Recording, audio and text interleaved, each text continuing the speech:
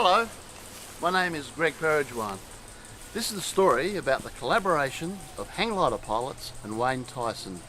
Filmed over 30 years and still going, this is that story.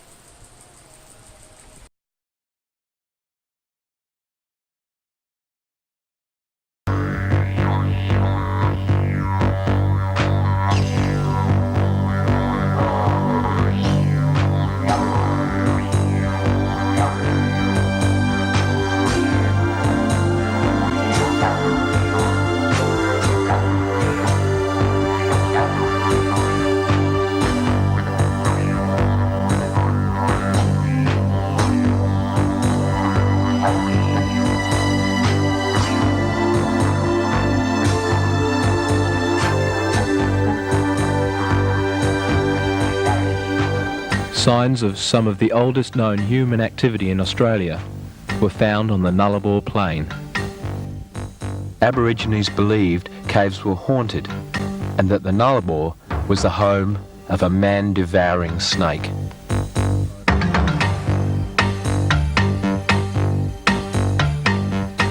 The Nullarbor is a desert plain covering 75,000 square miles. This isolated plain is one of the largest limestone regions in the world and is situated alongside the Great Australian Bight between West and South Australia. It contains a cave system so enormous that it's estimated their full exploration will take up to 500 years. In 1986, a group of expeditioners known as the Plain Cavers were brought together. Their aim was to carry out a systematic and well-organised exploration of the Nullarbor.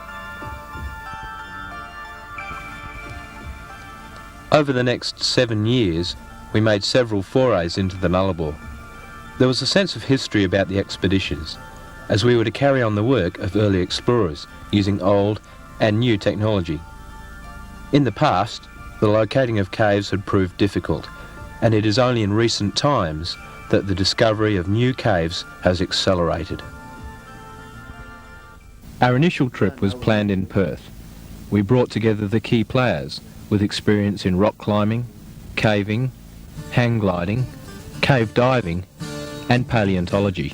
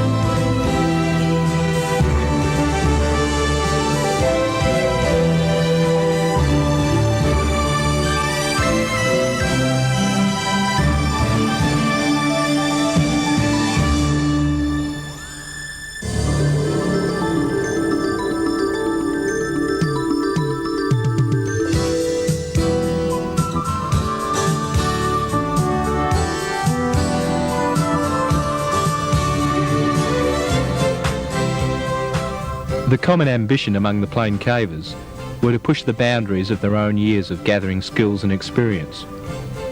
The Nullarbor expeditions were a way of extending those skills in a new direction. So, armed with these skills, the team headed for the Nullarbor.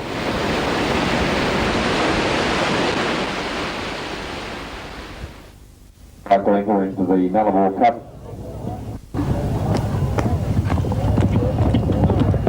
We stop at Rawlinna, one of the few signs of life out here, and chat to our friendly property owner who has given us permission to explore caves on his land.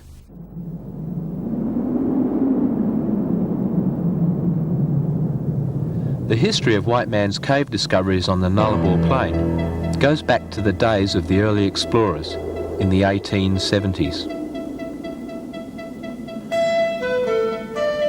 Some caves, such as Dingo Donga Cave, were stumbled across accidentally. This cave was found by a shepherd looking for lost sheep. Numerous blowholes with their characteristic breezy, narrow, vertical tube entrances have been found scattered over the Nullarbor. In 1877, a telegraph station was established at the border settlement of Eucla. It was the first telecommunications link between East and Western Australia. And in this virtually uninhabited, isolated area, 50 people were employed to man the station. The WA staff sat on one side of a partition, tapping out messages in Morse code. And these messages were then passed through pigeonholes to the South Australian staff on the other side. It was a quirky pre-Federation setup. Access to this station was via the coast. It was only possible to keep the station functional by drawing its vital water supplies from Weebubby Cave nearby. Captain J. Maitland Thompson started the first explorations in the 1930s. He made extensive surveys of Conelda and Weebubby Caves, and his early expeditions were long and arduous. Most of Captain Thompson's later explorations, up to 1960, used aerial locating by means of a tiger moth.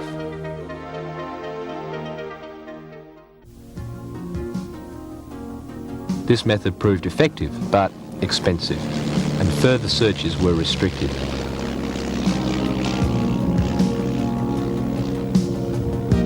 On all our expeditions, we used up to 3 trikes. These motorised hang gliders were to be the modern-day tool for the cave locators.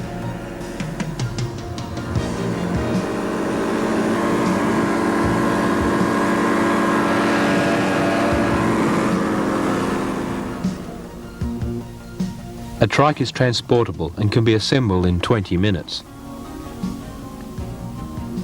It only needs about 20 metres of cleared area to take off and land. A trike can take up to 20 litres of fuel, which can give them a range of about 150 kilometres, with speeds of up to 80 kilometres an hour. Sid?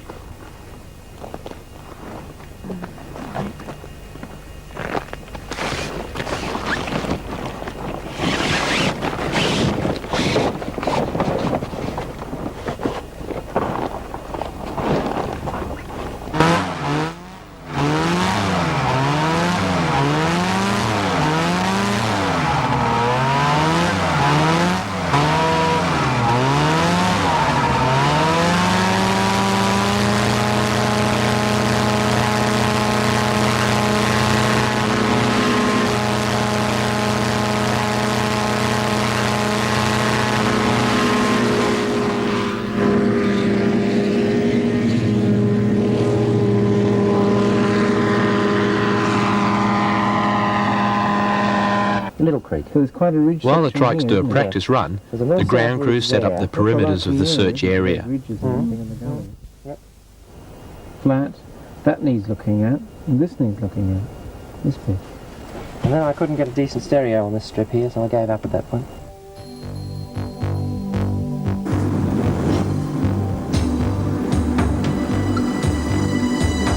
Looking good.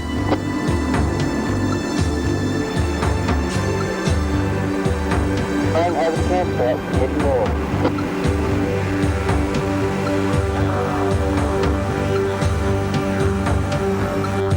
Navigation is plotted by use of a portable GPS or global positioning system. This high-tech piece of equipment uses satellites to tell a person exactly where they are within about 10 metres, anywhere on the face of the planet. It can also be used to measure a distance from point to point. Tell it to let them on. Should pick us up now. You would think so. Wayne Tyson is the founder of the Plain Caving Group, and here he coordinates the search. Yes, it was. Wazza, Stubby, this is Base. Do you receive me? Over.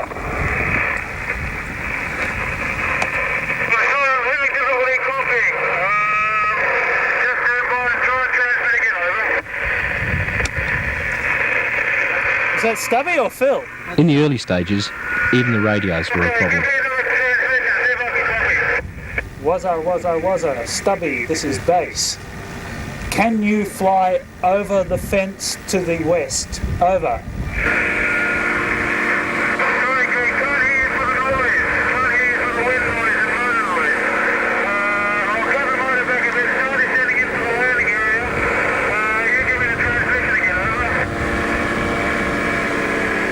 Get about covering the fence.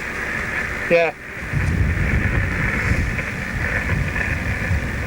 Stubby, this is Base. Can you cross the fence to check the markers? Over. Negative, no, I can't see the markers on the fence. Over. Message received, come in, over. Negative what? Can't see them.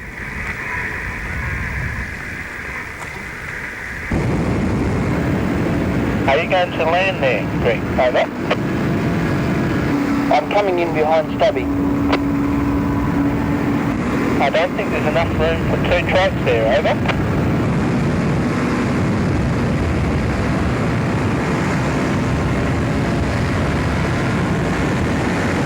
Okay, I'm going around.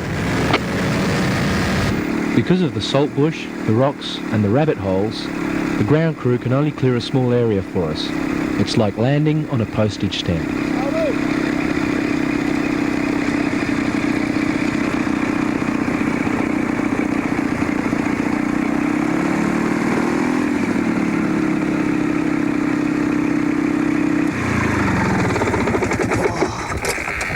Whew!